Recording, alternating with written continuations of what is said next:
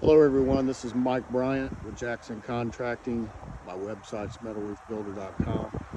In the previous video we showed where there was no snow bar on a building and the snow was coming over the eave, creating a safety hazard. In this here, you can see that we have the snow bar. It's called a top hat snow bar. It comes in 10-foot sections and is attached to the panels with stainless steel clamps.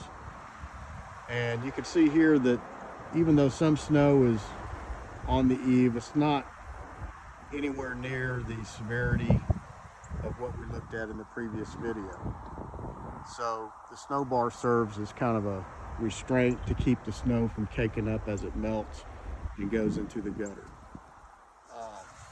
Another type of snow bar or snow restraint, if you will, that you see is plastic clips that are glued to panels at the eaves. And those type of clips over time, they're plastic, they're glued on, they break off, they make the panel look bad, and they're really not that effective. So we like to utilize a top hat snow bar attached with a stainless steel clamps.